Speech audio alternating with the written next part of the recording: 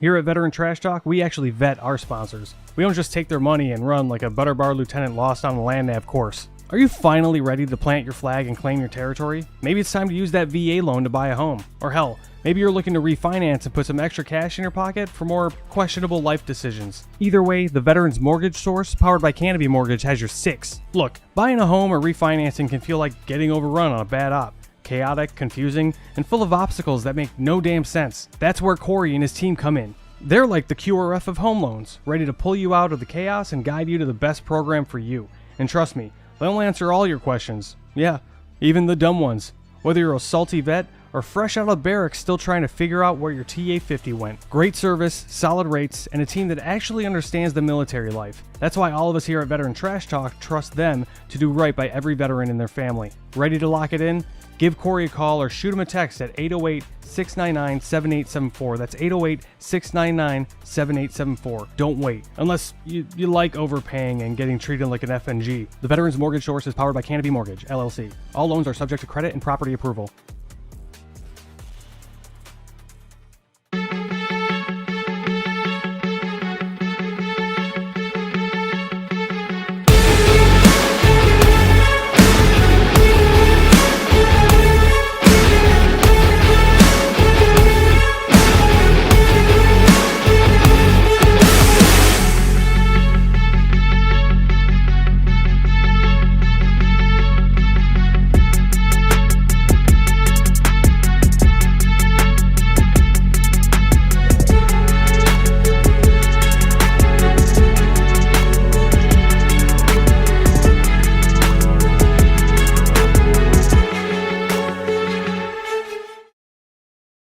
What's up, Trash Talkers? Listen, it's impossible to fight, okay, if you don't know what you're fighting for. Does that make sense?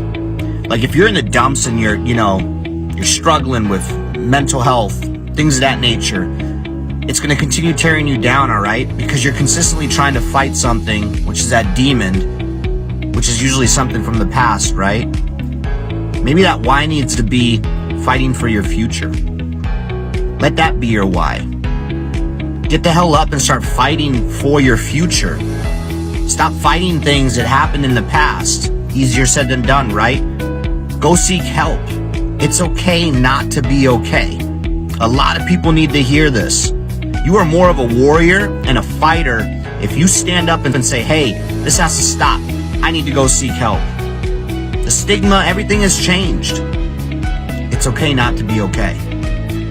And so my honesty cap is dedicated to a little, we'll call it a public service announcement for civilians and other people in the military. There are a few people that you should always take their stories with a grain of salt. Vegans, CrossFitters, and special operations guys that tell you that they were special operations without being prompted. The first thing they say is, yeah, I used to be soft. Right. The only unicorn in that entire group is like a special operations guy that was like a vegan and did CrossFit. That guy's probably going to stay quiet for a little bit longer because he's confused as what he should talk about first. And that's the only reason. Right. Anybody that says that they were soft without being prompted or without it being like a normal part of your communications is probably either an enabler or going to tell you a bunch of stuff that's not exactly true. What's up, Trash Talkers? What's up, Gruntworks Nation? Big Earl. You heard Dave talk. You heard Buddy talk. Now, Buddy's all about, he is a Green Beret and he's Special Forces and yada, yada, yada. But he will not tell you that unless, he really, really likes you and he's made dinner for you. However, what Veteran Trash Talk does is we bring a lot of light to the veteran community, the first responder community. We promote that what we're doing well, all right, whether we're running for office, we started a business, nonprofit, all those things. Veteran Trash Talk is a super clean page. We got Gruntworks if you want to go there and raise a little hell a little bit, but we are here to promote veteran-owned businesses. So the show you are about to watch is a veteran or veterans or a spouse of a veteran or a child of a veteran that's doing great things in the community, and we need your help promoting them and getting them all the success that they need. All right, guys, enjoy the show.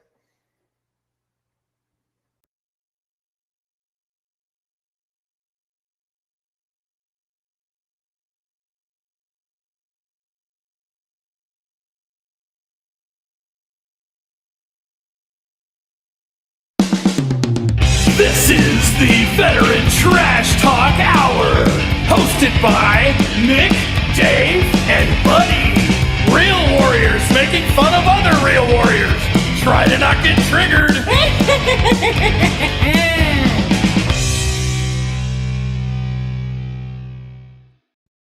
What's up, Trash Talkers? What is up, Gruntworks Nation? Welcome to Season 4, Episode 6 of the Trash Talk Hour.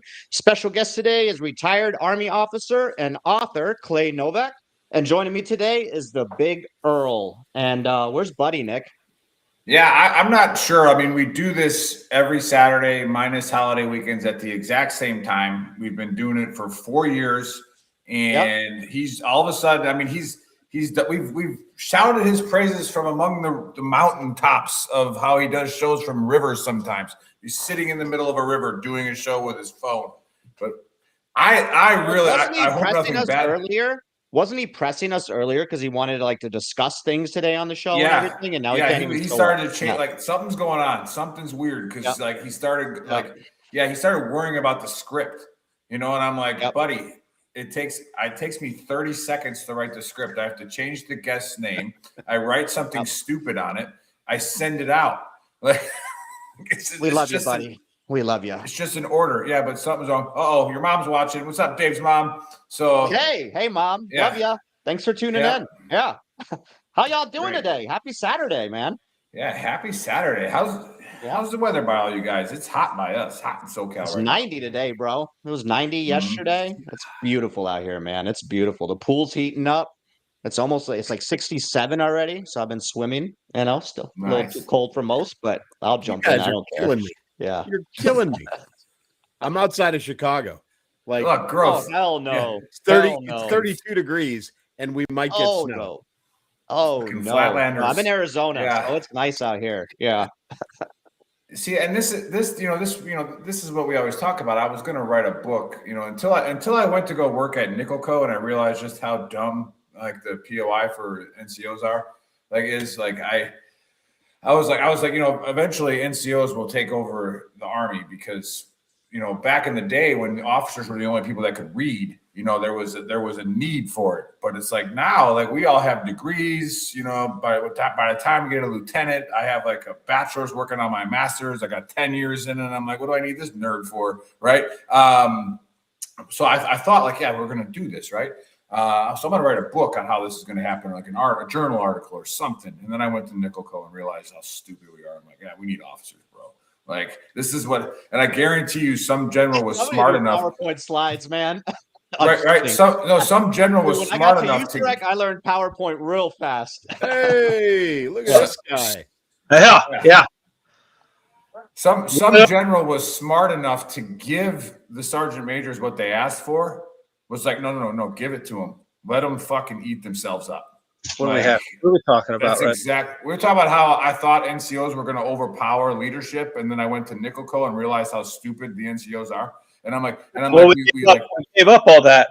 But but you were late. I just got rejuvenated. I just got re-energized in this thought because here's a bunch of retired NCOs living in awesome ass areas because we're smart. And then you got a guy who's living in Chicago, all that time and leadership and wisdom you've gained, and you moved to Illinois. I grew up here. I grew up in Wisconsin. And nope. I can't listen. I moved back to family. Is really what it boils down to. You could have moved them to you. Not a chance. You couldn't pry my family out of Chicago. That's true. The Midwesterners, they're not leaving. They're not unless they're the Bears or the Cubs. My bad. Yeah. Unless you're good. How's the Gary Bears doing? So listen, it's no big surprise. No big surprise, but the Illinois legislature jumped up on Friday, rolled out the red carpet. They're moving mountains. They're making financial deals to try and keep. Now they're going to leave the city, but they're probably going to move to Arlington Heights right outside the city. But they'll probably stay in Illinois. You mean where they bought the $200 million property? Yeah, the old racetrack. Yeah, the old Arlington Heights racetrack. I wanted to move there, but Illinois couldn't. The state wasn't going to make it financially, viable for them to stay. So they bought the property, and it was an old horse track that went defunct, and it's the perfect place for a stadium. But they want to do what every other major sports franchise and sports ownership wants to do. They want subsidies from the state because they know they're going to bring in income, right? So they work the deal. It's all financial. And basically Illinois told them to, go fuck themselves. And the Bears called their bluff. Didn't all they want was a dome? No, at first, and the taxes. It's the property taxes. It was a subsidy, and it was really kind of a tax exemption for a significant period of time. And that's really what they were asking for. And Illinois and J.B. Pritzker said no. And Indiana was like, "We'll do it. What do you guys want? We'll give." Every state next to moronic governments is like, "We'll take you, Elon Musk. We'll take you, Chicago Bears. Exactly we'll take right. the extra $500 million a year in revenue. Come on, let's go." But 100%. these stupid socialists are like, "Oh, we're going to tax them. Okay, bye-bye. Yeah. Bye-bye." So yeah, and so the McCaskey family, which is descendants of George Halas, they've owned the Bears since the beginning, and they said, "Fine, we'll go." And they called the state's bluff, and now Illinois is jumping through their ass. Way to go, buddy! Way to just jump on and then just talk about the Bears. We have a sports podcast Saturday morning. We had a sidebar while you were talking. We're still listening to you, obviously, but we had a sidebar. But he's like, "Do I who's the guest? Is he cool?" And Well, I'm I like, didn't realize it was Major Novak. Say anything on the fucking thing, and not a huge deal. He doesn't look the same. I didn't recognize him either, buddy. I didn't recognize him either. Like I did. saw When the Nick was like, "You 505 know him, Dave." I never 505 shit behind him, and I was like, I should know this person. But Hey, you were in 505 for 22 years. Yeah. You were a sergeant first class when I came here as a private. Yep. I'm joking. You were a staff sergeant. No, he was a staff sergeant. At least a staff seven together. with Sergeant Major, and then came down to you motherfuckers level. What's up, Yeah. Sean? Wayne Hunter. Oh, okay. 76. He's Nice. the new home of the Space Force, 76 in Yeah. Huntsville. Yeah, there's a lot of money Air moving Force that guy little is on town. too. Sweet. Yep. Well, I Air was going to Force get guy. into a conspiracy, and then I wasn't do after it. Buddy had reached No? out to us Yeah. because, I feel like that's a hot take. And then Buddy was late, so I was going to do it. But now I guess we'll skip it because I want you guys to educate me. I don't know what's going on. There's a lot of pro what happened in Iran, and like the other side is saying we shouldn't be doing this. So I don't really have a massive take on it. What Well, other I side know is Buddy saying was should not messaging do us already. Like he wants to talk about it. Buddy's been, looking into this all day. Otherwise, you wouldn't have messaged us. So give us your take, or what's your take? What's going on there? I think the Supreme Leader, they schwacked him, right? As of like an hour ago, from what Actually, I saw, which is Supreme great. Leader? Yeah. Did they get him? Or Yeah. well, Yeah, confirmed. He's dead. Confirmed. Is it confirmed? they had Okay. their I foreign just- minister. So was it CNN or ABC was interviewing their foreign minister, like Iran's foreign minister today, and he was like, "Yeah, maybe they may have gotten one or two, but for the most part, we're all good." And I was like, The count right now is 40 key leaders. "Yeah, Last report I saw, including the Ayatollah." Yeah, he's gone. Ayatollah's dead. That's a Yeah, who was shame. that? Was that Baghdad Bob or whatever? When he's like, the Americans are nowhere near the capital, and the Abrams goes rolling Tanks by are behind driving them. Yeah, pretty much the same thing. Well, I mean, I think it'll be interesting where it goes, because now they've left a power vacuum, and they've left a lot of chaos. So I mean, yes and no. I agree with There's you. a lot of Persians in that country. So they, if you go back to the history of this, 79, right? Iran was a very modern nation, very westernized, blue jeans and rock and roll music and all that good stuff. Any skirts, hair out. And then there was a youth movement, frighteningly enough, that was the revolution, right? And it was Weird. hardline Islamists. And so they ousted the Shah, who was, a royalty, was a king. They ousted him. They emplaced, the Ayatollah as the supreme leader. They put a pseudo democratically elected, government in place, which was really just eye candy. And then, they got what they got for the next 45 years. And, and so now you've got the opposite happening. You've got another youth movement. All those people who did that are in their 60s now. But you've got a youth movement now that's like, hey, we're tired of living like this. So they're done, and they've had it. And so what was it? 3 weeks ago they started protesting, Right. And then shots started getting fired. It was something like 31 out of like 35 or 6 provinces that were protesting. And then, the interesting thing is that, like I said, with taking out 40 of their key leaders and leaving all that chaos, it's going to be hard for them to quell any type of. It gives the protesters an opportunity to take hold where they need to take hold. And I wonder. My biggest thing is always like, what happens then, right? Like we saw it with Iraq, and then we saw it with Afghanistan.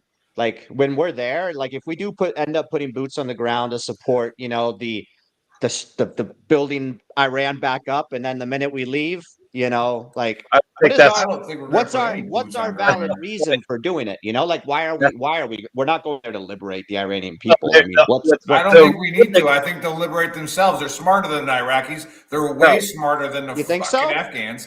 Yeah, they can read. So though? The point is and shit. That's a kind of a side quest type situation. First of all, the point to killing all of their leaders is also side quest type shit, but it gives the protesters the opportunity to take over and install a new government. That being said, we have to. Private Schmeckley doesn't have to be there to install a new government. If we learned anything from Iraq and Afghanistan, it's that keeping privates and specialists out of the country is probably the best idea, because all they do is make more terrorists. And that's a great point. That's why I mentioned that. Is this different? Are we going to handle this differently? There may be people there, other groups there that will help and kind of guide left and right limits, and make sure that humanitarian stuff is, because the easiest way for them to lose global support is to start doing some crazy shit. You've got the royal family still in asylum. Yeah.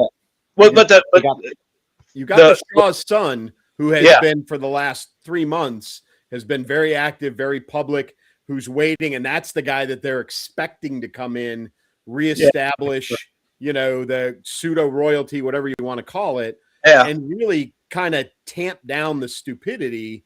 But and I know, like, we wouldn't have done this had we not had intel assets on the ground. The agency's probably there, among others, that are going to guide through and control this entire thing. Yeah, and the other reports were that they were within 6 days of having a dirty bomb, and they have the missile technology to deliver that bomb to Europe. Yep, they're not very far from having.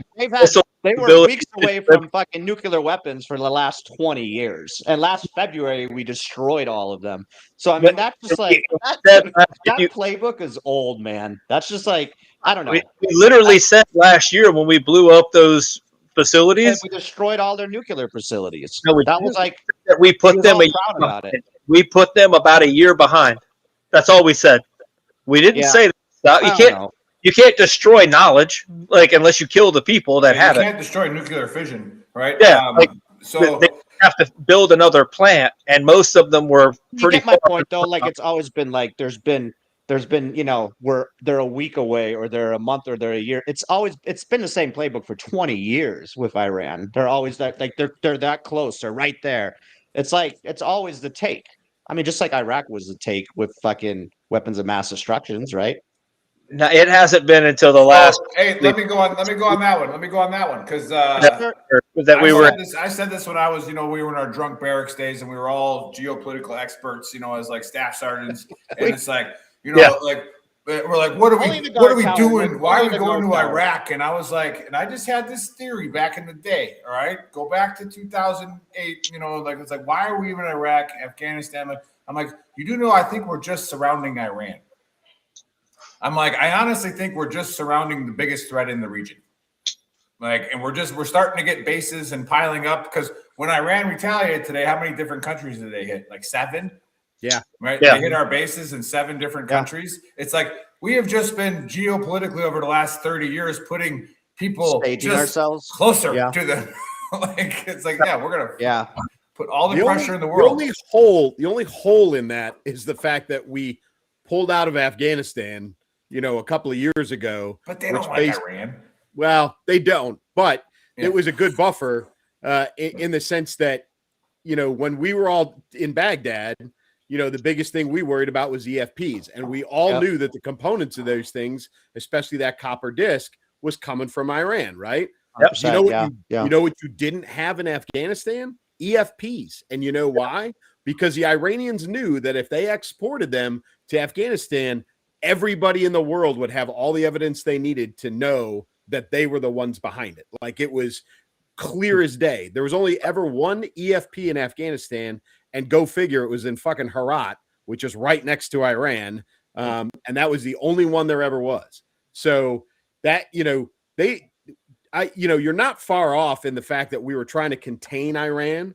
But truthfully, they had no capability of leaving their borders except with munitions. And that was the part that we were worried about. And then the Iron Dome too, like the strategic placing of everything. And like, it's like, where are these missiles going to come from that are a big threat to us? Russia, possibly Iran, whatever. Like, so. Yeah. I don't think they never had intercontinental capability. Like, that was never.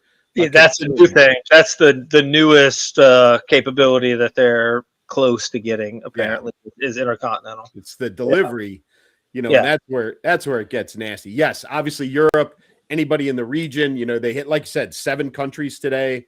I got it, but the worry for us is when it goes beyond that. What I really don't like about all this today, and I hate to say this, is if it was just us, or if it was us and the Brits, or us and the French, or the Germans, or pick your fucking European country, then it's remove the regime, give the revolution an opportunity, to set themselves up. Truthfully, as soon as Israel got involved with this, now it has this optic of a religious war versus just the political protective blah blah blah. Now it looks like that you got all the brand new YouTube, TikTok anti-Semites in America now. Right. He's right.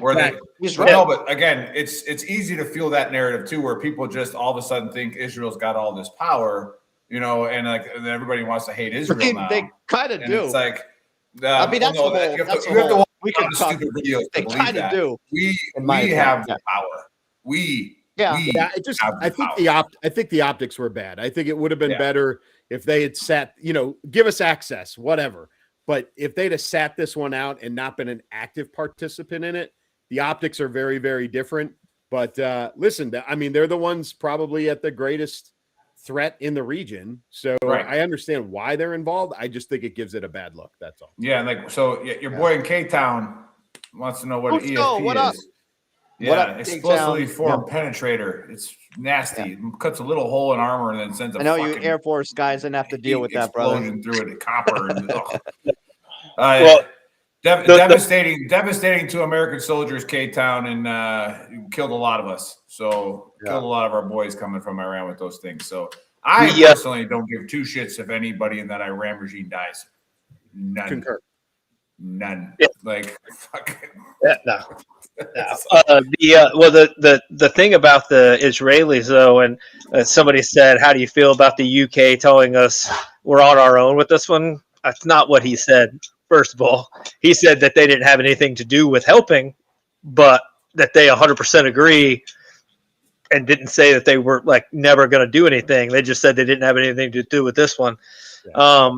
But that being said, everybody in Great Britain's named Muhammad anyway, so it's not like the UK has a lot to worry about when it comes to Iran, because they've got a lot of people all over the place that they can't really protect all that much. So if you think that the UK intelligence, that they are Five Eye, they had nothing, that they didn't know any of this was going down. Yeah. Come on. Good luck. Are we for real right now? Is that where you think that the U.S. just struck a country without letting fucking the UK, France, like all of them know, hey, by the way, you're gonna be seeing some shit in the paper tomorrow. It was us. Well, like we did, and not a real thing. And then we, knowing the book of Earl side of it, to where I get mad if you're on one side of the bell curve. I can't stand if you're polar, right? And you'll have the left wing idiots right now will be talking about how this is unconstitutional and like starting up that base, right? Starting up that base. And then let me finish the point, buddy. The anti-Semitism, right? Like they're going to start spurring that going right away, right? Taking away from the fact that they're not going to like to hear this, but I'm going to make a prediction live that this will not last that long, and Trump's going to come out and see, I told you I could kill this motherfucker in 12 hours and not start another war, right? We're not right. Like, no, but watch, he'll do it again. And then it's like, everybody's like, oh, fuck Trump. And they're like, what? Well, what were they saying 3 weeks ago when Maduro got yanked up? He's starting a war in Venezuela. Starting a war, unconstitutional. Like, what I am worried about, let's flip the script on the other side of the border, right? The power vacuum with the cartels. Now, that's one that you definitely want to make sure is in order before you take something out. Because those boys got a lot of money and a lot of guns. So it's like that's something you want to make sure that that's squared away. Cheers to our rattlesnake bite guy from the ATF that blew the whistle on the Fast and Furious scandal. We had him on the show. That guy was fucking wild. Well, I would also say what people need to like. They're gonna like. I don't know how long it's gonna be until we start seeing fucking people with blue hairs and nipple rings with fucking Iranian flags talking about the poor fucking Ayatollah and how it's so sad that evil motherfucker is dead. But the fact is, it kind of goes around to the southern border thing again. It's not illegal Mexicans that everybody's fucking super duper worried about. Chinese have been coming through that border. Iranians have been coming through that border. Fucking Hezbollah. Everybody and their brother has been coming through that southern border. And even if only 1% of those people are bad, that's a lot of people. That's all you need. When I flew out of El Paso after we booked the drone, I flew out of there. Like the Borders and Customs came out with 2 guys handcuffed and said, "Hey, we have 2 undetained, they're unguarded, unaccompanied detainees. They'll get met at the next place." And they were fucking Chinese, coming out of El Paso. It's like these dudes. I saw on Sean Ryan, this CIA person was on there, and they said there's I don't know how many hundreds of sleeper cells that are just waiting to be activated throughout the U.S. and like that. It's pretty scary because and he's been the supreme leader. Well, now he can't call for shit anymore, but he was just a couple hours ago or yesterday, like saying to activate those. And buddy, you're 100% right, dude. Like depending on what state you're in and what area, you can cause a lot of damage real fast. And it's been going on for a long time. Like, I was at Bliss 2. I was 1st Armored Division and let's see. I don't know that I would say that out loud, but go ahead. Yeah, well, sometimes the Army sends you places, right? But you don't have to brag about 13 to 15, I think, or maybe 12 to 14. Either way. So they've got the EPIC down there, which is the El Paso Intelligence Center, which is a joint multinational interagency. ATF North, FBI, everybody's down there. Right. Federales from Mexico work there. They got everybody's in that joint. And I got some briefings from them. And again, this is over 10 years ago. And they were talking about IRGC, pushing sleeper cells across the border. Again, that was 10 years ago. So, it's not only are there a lot of them, but there have been a lot of them here for a lot longer than we realize, which means they're super embedded. They have plenty of support network built. Like this is a capability that I think is a bigger concern than most people realize or even want to acknowledge. Yeah.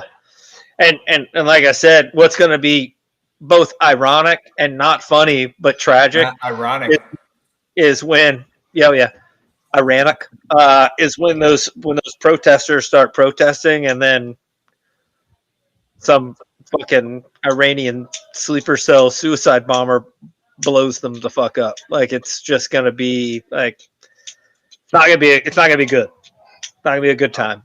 Yeah. Maybe we can send a message and kill a bunch of gay people at the same time. Perfect. A Muslim, an Islam dream.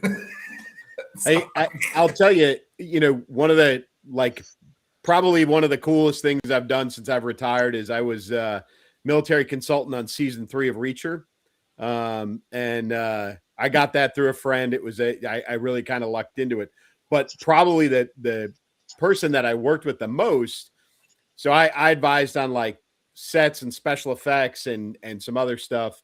But the lady who ran all of that is like, her family is Iranian and she still has family in Iran. And so her and I are like social media buddies, and we've been talking for the last 3 weeks. And I can tell you right now that every Iranian that's in the West is fully in support of everything that happened last night. 100%. You will never get an argument out of an Iranian about what we did in the last 24 hours. Well, that was the same thing about the Venezuelans that are not in Venezuela. They were all, not all, can't say all. There were probably a couple that were pissed, but for the most part, Sith deals in absolutes, buddy. what you saw was a bunch of people that were very happy that it had happened. Yeah, but time will tell. Time will tell. But only the white just like you said, buddy. Hopefully, we just handle it accordingly.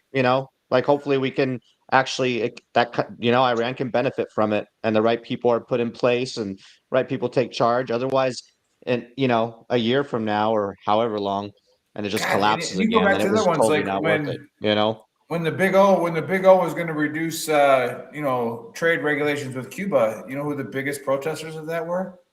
Fucking Cubans in America. They're like, "Are you nuts? Yeah, like you're gonna give that guy money? Like, are you nuts? Like it's just like, oh, it's crazy."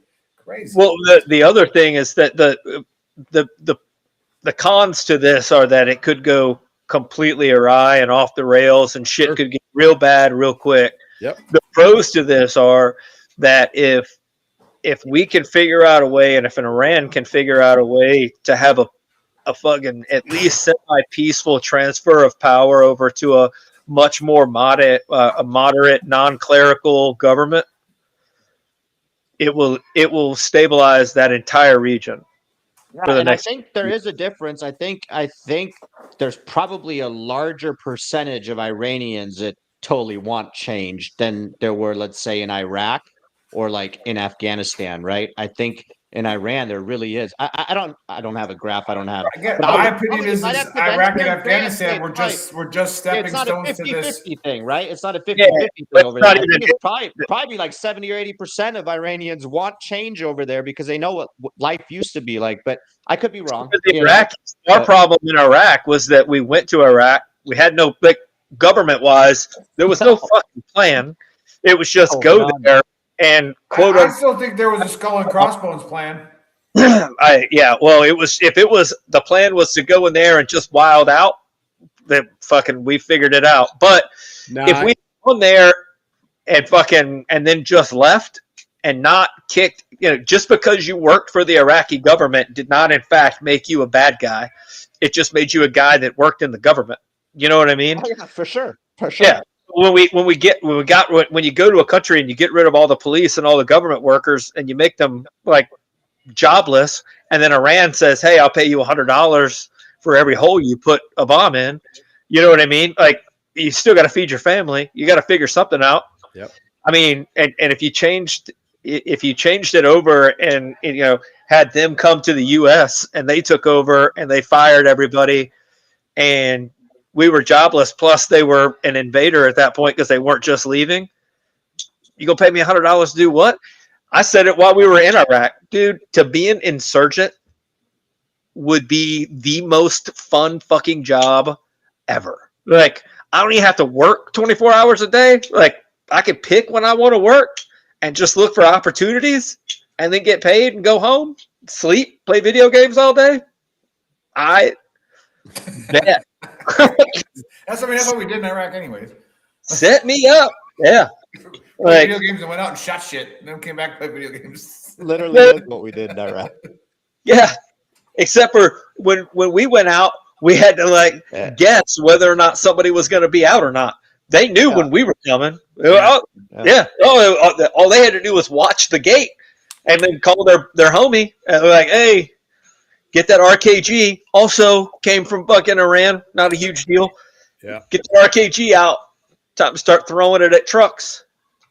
Yeah. Man, Yeah. Man. But anyway. Well. Yeah.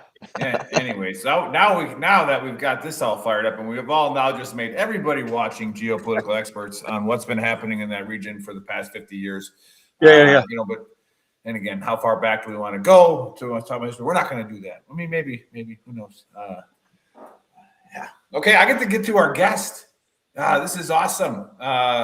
You know, he started coming around my LinkedIn feed. I started seeing videos of him, you know, and he's writing books, and I'm like, I know that guy, right? So added him, and you know, started following him a little bit, and now are you writing your fourth book, and you're done with 3?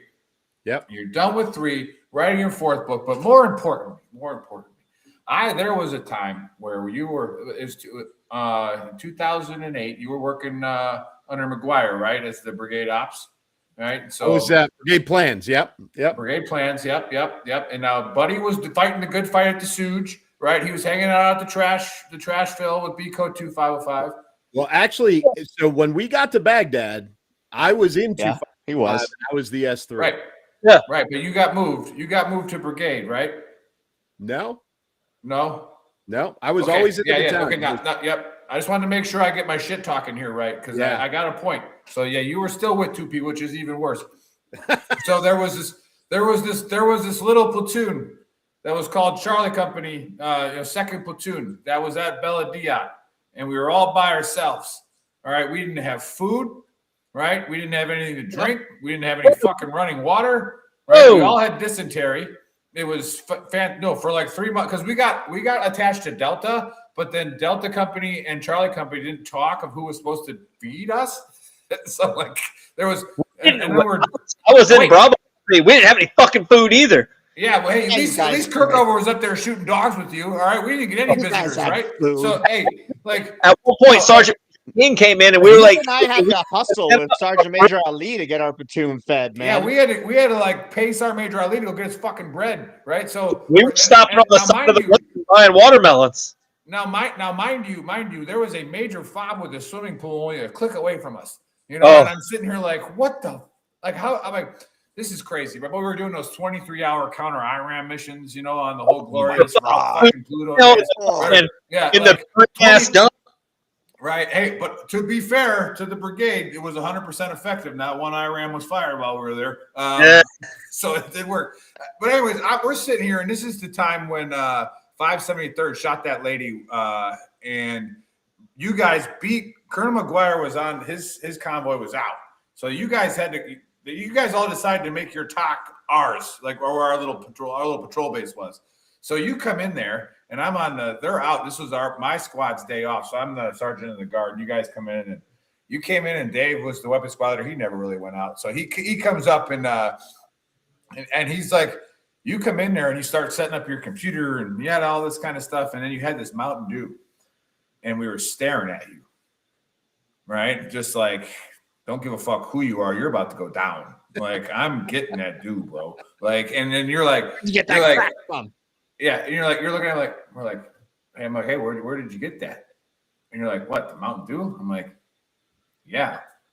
And you're like, I got 2 cases in the truck.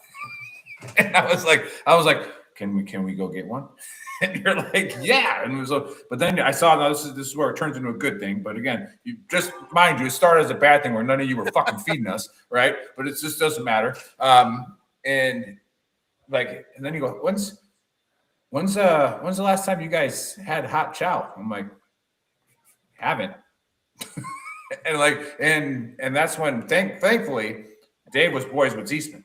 So like, you know, they were rappers together. Dave was a rapper, Lou was a rapper, right? And so putting that shit every down. Story has a little bit of truth, I guess, but yeah. Yeah, you only need 10% Flores truth. Needs to tell that story. Flores tells that story better, but yeah, we got it situated. Yeah. We got it squared away and got food. Anyways, we started getting food. We started getting food because of Clay Novak's Mountain Dew, right? That is what, and the lady who sacrificed her life in 573rd took her out so attention could get brought to us that we could eat. But anyways, Clay Novak, author, paratrooper, veteran, welcome to the Trash Talk Hour. Tell us about all these books you wrote and how people can go buy them. Well, thanks, guys. I appreciate you having me. You know, like you said, I served with all you guys in 2505. I was a 505th guy for a long time. It is near and dear to my heart, all my time there. My first deployment was 3505 in Afghanistan in 02. And I did, 3 deployments with the brigade. So it's a big deal to me. And what you guys are doing is awesome. So what have I been doing? I retired in 2019. And I dipped my toe into the business world, which I absolutely fucking hated. And I learned very quickly that the principles and the values and the ethics and the morals and all those things that we kind of live off of in the military, like, we're always trying to do the right thing, no matter who gets the credit, right? Like, I mean, it's all that intrinsic stuff that gets built into us. People in the business world do not operate that way. They don't understand it. And they generally do not give a shit about people. So I did it for about 3 years, and then I had to go do something else.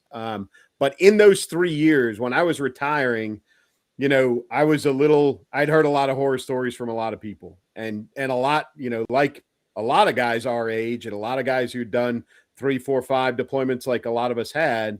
I walked away from the Army with 100% disability, and a lot of it had to do with a dozen fucking TBIs and a nice solid case of complex PTSD, right? It's the gift. It's the gift for all of us that keeps on giving. Yep.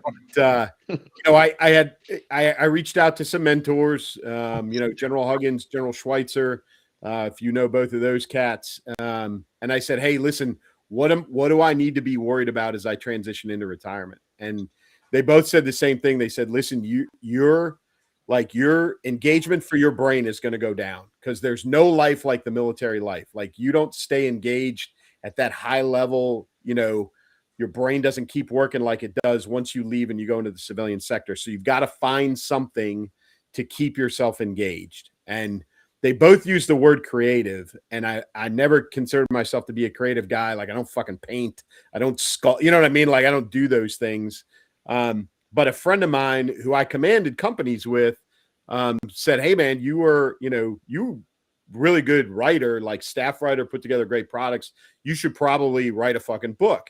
Well, listen, our generation, there's 8 million books about fucking GWAT, right? I mean, you guys probably all know. Oh, we've had tons of guests. I have them on the show all the time, right? This is one of them right here. Right. Joe's got a book, Gods of War, with old Colonel Rob. What up, Joe? Joe? A good one. Yeah. So I have it laying around here somewhere too. Yeah. I decided to go the opposite direction. And so my best friend in the world from growing up is a Hollywood guy. Like, he's a writer, director, producer. And he told me, he goes, you should write. He goes, but write fiction, man. He goes, there's no fucking rules. If you want to write about space, write about space. You want to write about diseases, write about diseases, right? So I started writing, but I started writing for me. I wasn't writing for anybody else. I was just writing a story, and I was doing it for my own. It was one of those, like, I got 15 minutes before my next meeting. Well, I'll sit down and I'll write a little bit, or sitting my lunch hour, I'd write a little bit. And so this story started to form as I was writing, and then it just kept building and kept building. And I was probably, I was trying to learn my new job, and so I put it away for a while, but I picked it back up, and then I reread what I had done, and I was like, this could be an actual book. And so I was probably about 220 pages into it, and I was like, I could finish this and make this a real thing. So I finished it, and I started writing another one. But in the meantime, I gave that first book to my dad, who is a voracious reader and is a guy who, like, as a teenager, like, threw me books, Tom Clancy, W.B. Griffin, like, here, read this. And so I learned how to read and learned how to write fiction from those books. And then I gave it to my buddy, the Hollywood guy. And so they were the only ones that had read it. And in the meantime, I'm still writing another book series, like, same main character. And so I kept writing and kept writing. I finished the second book. I wrote a third book. And then my buddy, the Hollywood guy, is like, literally a year later, he's like, listen, man, I've kept my mouth shut, but nobody writes a 300-page book and doesn't fucking do anything with it. He's like, you need to do something with this. So I started looking around at getting it published, and I looked at self-publishing, which I neither had the time, patience, or inclination to pursue. And then I started looking at like the big publishing houses that, Simon and Schuster and like those places. And, my name's not Stephen King or fucking Patterson or any of the rest of those guys. So they really don't have a lot of interest.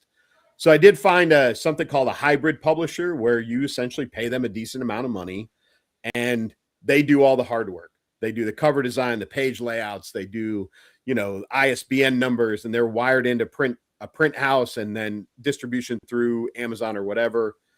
And so I paid that guy, and I got my first book, which is titled Keep Moving, Keep Shooting, published in December of 22.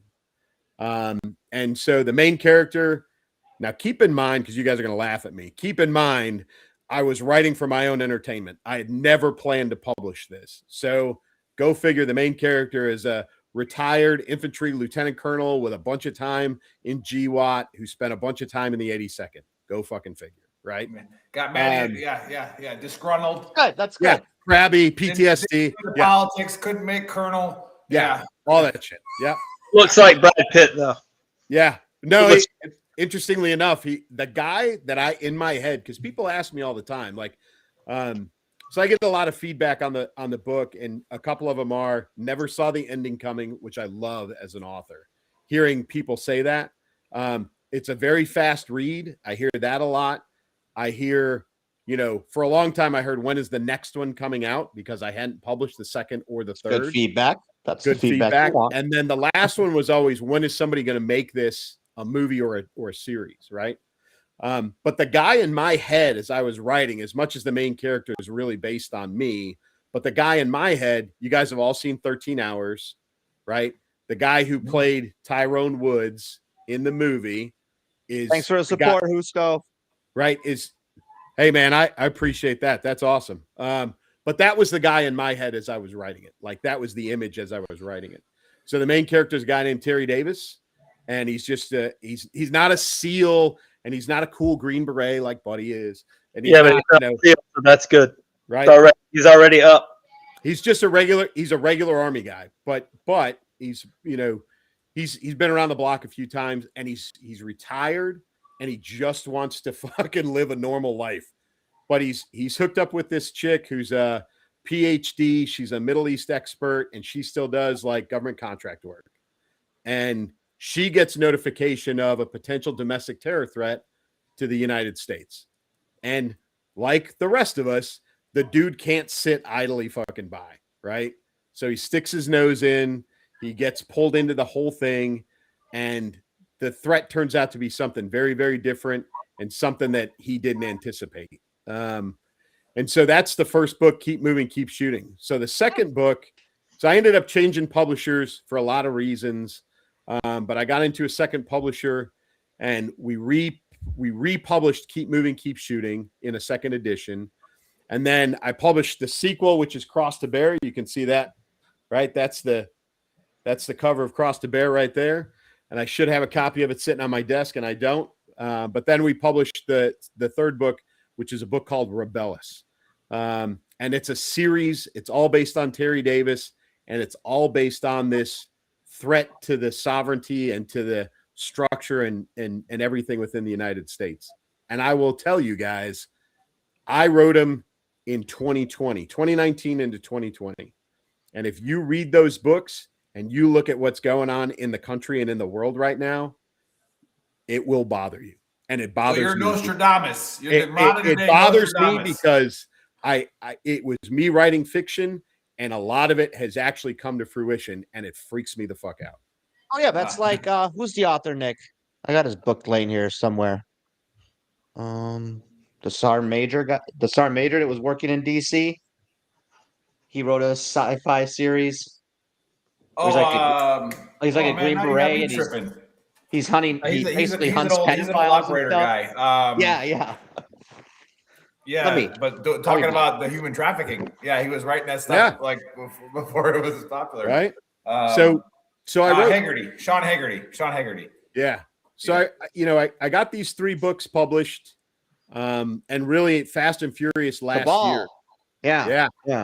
So I did. I got the second edition of Keep Moving, Keep Shooting was republished last 4th of July, and then Cross to Bear, which takes place in my hometown of Chicago, was published on Labor Day, and then the 3rd book, Rebellis, was published on Veterans Day last year. So Fast and Furious got those 3 out, and working on book 4 now, and working on a few things to get it, more visibility. It's available on Amazon. All 3 of them are available on Amazon and Barnes and Noble. But now with a better publisher and a better support structure and network, I'm venturing out into doing more. Like I'm getting into book signings and those kinds of things too to get it out. So if you like Jack Ryan, Jack Reacher, Jason Bourne, action, fiction, conspiracy, thriller kind of shit, you will love these books. I promise you. It's coming true. That seems to be coming true. Yeah. So the links are on the chat thread on all of our platforms. So go click on a link. I know Husto's already got a book. Go grab a book for sure. Now, in the Chicago one, does Chicago end up getting destroyed? Because I'll buy it. Like I'll buy all of the books. There's all of because I'm a Wisconsin guy, so we don't like anything down there. Like, so there's a big shootout. There's a big shootout. Well, that's every day there. That's every day in Chicago. And so here's the thing about the Chicago book is the military actually comes in to help fight gang violence inside the city. Weird. And I wrote that in 2020. Right? That's so awesome. Again, it freaks me out a little bit that I wrote that in a fictitious setting and that it came to fruition really not that long afterwards. But that one culminates with a pretty epic firefight downtown, right on the lakefront. And again, it's a great story, but they all read really fast. They're all between 270, 300, 310 pages. I had a guy tell me that he read the first Marines one. can handle it. Marines can handle it. Yes. There's no pictures though. Then it might be an issue. Might be an issue if you're a Well, Marine. Sorry, guys. Draw pictures. It's What's fine. that? Sorry. Crayons, so they can draw a picture. Yeah. That'll be all right. Yeah. Sorry, so Marines. I'm Sorry. working on they're not available yet on audiobook. I'm working on that next. And then trying to get it infused into Hollywood to see if there's some interest in potentially making it either a movie series or a streaming type series, which would be great. I'm going to bring you and Buddy out to Hollywood because Buddy and I got to pitch a movie deal to a big time writer out here. I'll bring you out. Okay. I'm in. So now we can maybe get 2 things. And if we get his brain working together, Boom. You just want to be alone, buddy? You want it to be separate? No, we can do it all together. I mean, yeah, that's what I'm saying. We have a 2P party out here, bringing Hollywood. He could pump out a book or two real quick. He could have 2 different series going at the same time. We just get royalties from one. It's fine. Yeah, Leatherneck Club of Las Vegas says going to link to order if ever in Vegas, come out and do a book signing here. All right, nice. Perfect. Hey, that's what we do here. Sometimes we got guests that are hits, and sometimes they're not. Yeah. Like we got people getting hot with the Clay Novak book. I'll take a little bit of credit that I said Chicago gets destroyed. So that's why people are starting to get turned on about it. So the geography of the books. So the first book starts out. The guy's trying to be retired. All he wants to do is like go hunt and just live out his life. So it starts very Midwest, southern Nebraska, northern Kansas. It trips down into Tampa, right? And that's kind of where the first book ends. The second book is completely in Chicago. And then the third book starts in North Georgia and then goes up to DC. And that's where that one culminates. And the fourth book I'm working on now starts again in Georgia, but now I'm pushing it out west. And you guys are going to be the first ones to hear this. Nobody else has heard this before, but it's like Jackson, Wyoming, Yellowstone, Grand Teton National Park. So it's going to be a little bit out in the woods. So it'll be a different feel with this one. Yeah. Yeah. And I know we've had a lot of authors on here, and sometimes they'll hit into this. how did writing or if it did or did not, how did it help you with owning your demons of PTSD? Yeah, it's so mine being fiction is obviously very different from guys who write nonfiction and they're trying to resolve whatever it is, that they've been through, guys like us, that the things that, have happened to us or in and around us for our career. For me, it was different. So for me, it was, to keep my brain engaged and to keep that quiet time at a minimum, because the way I write, I'm not the guy who writes out an outline or an arc, or I don't plan out. I'm what they call a pantser. And I literally, I think and I write, and I think and I write. And so even when I'm not writing, I'm thinking about the next step or the next parts of the story. So it keeps me, it's a distraction. So I don't go back into those holes that a lot of us, fight to stay out of. That's how I do it. That helps me stay out of the PTSD, the gray areas. That's what I refer to it as. That gray cloud settles and it's everything shit. It's a shit day. Everything pisses you off. You know what I mean? Like, I refer to it as a gray cloud. And so the writing helps me keep the clouds out. And so that's what it did for me. Yeah. Nice. Hey, I put another link in the chat as well. People are ordering it. Joe Troutman. Like I said, if you haven't read Gods of War, that's a true story. And I said it talks about his time in Iraq with our friend, the Mad Colonel Rob, who's been on the show a bunch of times on the fight shows for sure. But he said he just ordered it. But I put another link in there. Don't click on that one to buy the book. All right. That one is heyjackass.com.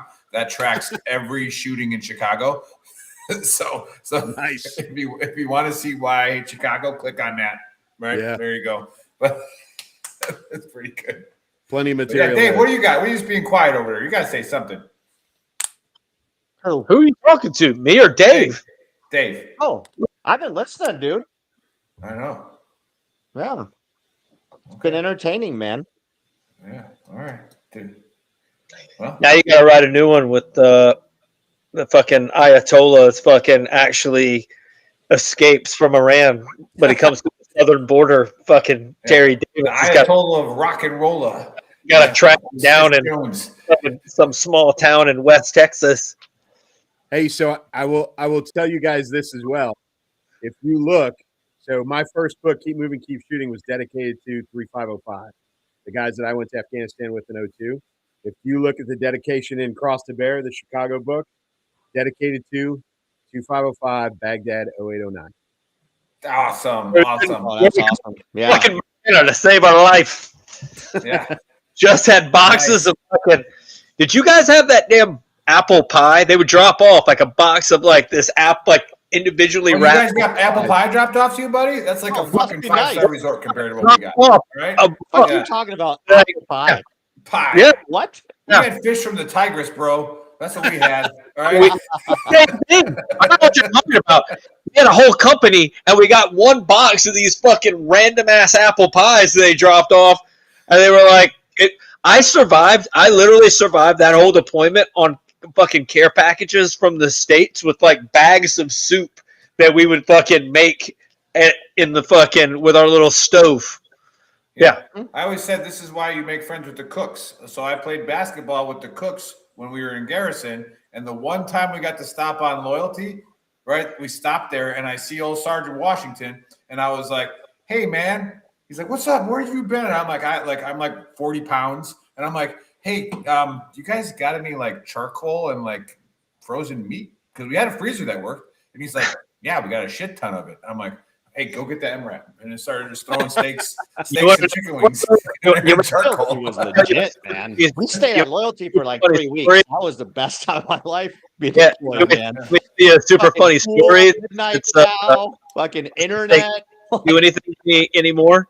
Is that every time that we went on Loyalty, every single time, the first time we were on Loyalty, one of the other dudes and I scouted around Loyalty and found their freezer Connex. And since we didn't have any food, every time we pulled up there, we would go to that freezer Connex and rat fuck it. We'd steal hamburgers and shit. And then on Saturdays, we took a 55-gallon drum and cut it in half and made a grill out of it. Yeah, I dug a hole. That's how we cooked our food. I dug a hole with the burn pit fucking thing. Because you're fucking pathetic, and you listen, we didn't have drums. You guys, you were talking to the wrong fucking people. Listen, look, I fixed this part of this story. We pulled up to fucking Loyalty at one point, went into that freezer, and there were racks of fucking steaks that were marinating.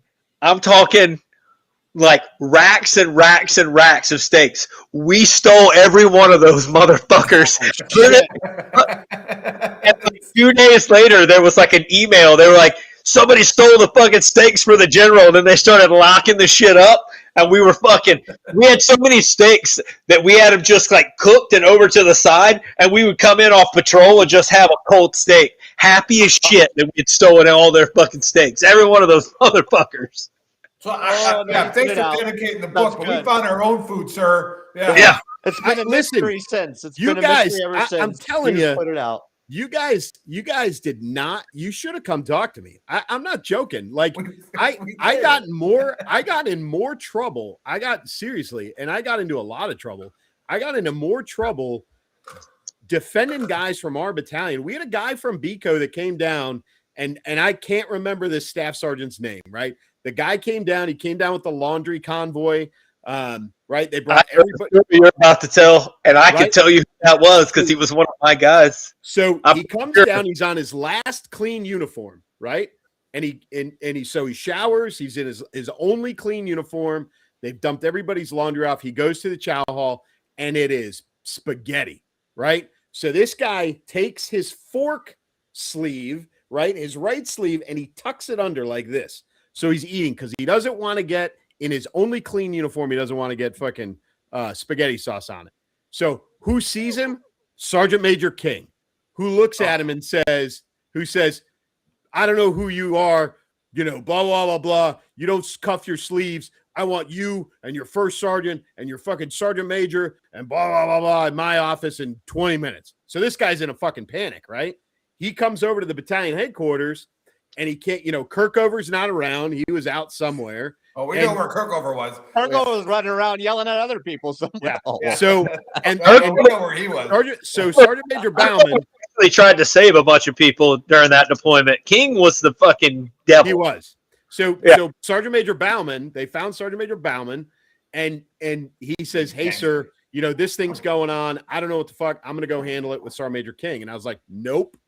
He goes, "What do you mean, no?" And I said, "Nope, not doing it. I'm going." He's like, "Sir, you don't." So I went over to the brigade headquarters and I had that staff sergeant with me and I fucking sat out there in the waiting area outside of King's office. Right. And the two ops sergeant majors come out and they're like, "Hey, sir, can we help you?"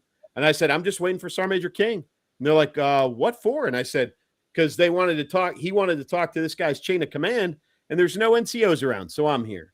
And they're like, "Oh, hang on." So they go into King's office and he comes out and he goes, "Sir, I don't need to talk to you." I said, "Yeah, you do." That was fucking evil. I said, "Yeah, you do." And he goes, "No, it's okay. I'll handle it with Sergeant Major Kirkover." I said, "Nope." And I looked at that staff sergeant. I said, "You can go." And he left. And I said, "Come on, Sergeant Major." And I walked him into his own office and I fucking ripped his ass, man. And I didn't give a shit. Oh, I would have loved to be a fly on the wall. So here's the flip. Every single sergeant major in my 20 plus years, he was the worst. So 100%, hands down. Well, so I'll tell you two things. So here's the backside of this, right? That happens. I leave. I go down to the battalion. 10 minutes later, Colonel McGuire calls, fucking blows my ass apart. Stay away from his sergeant major and blah blah blah, all this other shit, right? Okay. Fast forward. Do you guys know what happened to Sergeant Major King? I have heard rumors, but I have never heard a definitive what happened. I have heard that he was having some type of extramarital something. I know for a fact what happened. We got half of that squad in our platoon the next year. We know exactly what happened. Well, so I know who it was that he was having the affair with because that individual was assigned to the brigade headquarters.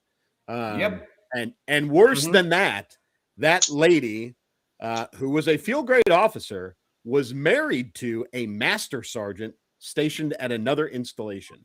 So not only did he have an extramarital affair, he did it with the wife of another senior NCO. Yeah, Wow. we're rolling down a whole nother show. We can just have a Bash King O We should show. call this I will be one. down for that. We will have 80 seconds. we will have 1,000 people watching that show that I could get tomorrow if we wanted to bash it into a Bash King O party. His driver said that we were talking to his driver at one point, and we were like, man, must be nice, just a sergeant major's driver. And he's like, dude, you have no idea. And I was like, what are you talking about? Like, all you got to do is drive for the guy. And he's like, no, I have to have his coffee and his breakfast on his fucking seat in the fucking morning. I have to, like, clean his room and make his bed and all this bullshit. I was like, wait, what? And he was like, go. I was like, fuck that, dude. You're a grown-ass man. I don't make my bed, let alone make yours, motherfucker. He's just horrible in every, like, he was just, he was bad. Shitty So human. I will say this, and you guys probably don't know this. So Sergeant Major Kirkover and I go back a very, very long way. And when I say that, so he walked me through the mountains as a Ranger student. And then when I got to Bragg as a captain, he was the operations sergeant in the S3 shop when I was the battalion S4. And then he was my first sergeant for the first probably 14 months of my 2-year command. And then I come back to Bragg, and he is the command sergeant major in the battalion where I'm the S3 and the XO. So, what? You know, say what they want. We can do a whole had his podcast moments, on her, but he too. was at least, he always, like, that, when you talk about live the standard, I love that. 90% of the time, I absolutely. like, you can somebody can it'd be like, Kirkover. I we were in fucking love Iraq. You remember, Kirkover. Nick? And it's like Kirkover would come over to us. He's like, "Hey, troops, do you want to go to lunch?" You know, we were in Kuwait, ready to go into Iraq, and we are like, "Man, that 5-minute walk to the chow hall is going to take 30 minutes because he didn't give a fuck." Air Force guy not wearing the patrol cap, Marine, hands in his pockets, like but it was constant though, and you had to respect that. It never like it was. I actually have a hard stop. stop. You guys can keep going, but I got to bounce. I got to leave too. Family. Yeah. But we'll have a reunion. My favorite Kirkover story was we had a real hard field problem, and like it was real bad weather. We were about to be done, and we're all done, like toast, right? So we're kind of sitting in the back of this LMTV, all out of fucking uniform, right? Thinking we're out where nobody's gonna see us. We're like tucked away in the woods somewhere, and I see fucking Herb coming. I see Sergeant Herb. I'm an E5. I'm like, I take my fucking rank off like that. I was the only one in uniform, you know, and I'm sitting here like, and I'm like, he's like, what kind of goddamn National Guard unit we got sitting back here? And I'm like, he's like, where are the NCOs at? I'm like, not my proudest moment, but I was a young E5, and I'm like, I know what he's about to yell at us for. So it was good though. He cared, man. I'm private control to me. Yeah, he did. He did care. You know what? And you talk about the guy with the sleeves rolled in. Alpha Company had 2 or 3 guys that were sitting down. They were in the basement right there by Solder City, and King walked in. And he put them, they had their sleeves rolled in and didn't have iPro on. They were literally on their bunk. Like, he put them in his truck on his convoy, drove them to Loyalty, and then had them in front of Kirkover and was like fucking ripping Kirkover a new asshole because they were fucking not following the standard, this, that, and the other. Kirkover's like, okay, whatever. Put him in the back of his truck, drove him back, and was like, and King had fired him, and he was like, get in the truck, go back, you're good. Just guy's an asshole. Don't know what to say. Oh, yeah, we could go on. We could go on for hours. Yeah. Hey, listen, guys, thank you. Go buy his books. I enjoyed the shit out of it. I really did. If you ever I'll want come to back anytime you guys ask. I'm in. I'll put you on the guest host roster. We'll come in and we'll fire it up against somebody else. Yeah. Anytime. All right, guys. I really got to book it though. Love you guys. All right. We'll see y'all later. See y'all later. Press, close us out. Is he there? We'll catch you guys next weekend. All right. Now it's just weird. Now we're now we're just hey. Yeah. Oh, let me call this guy. Yeah, but that was good.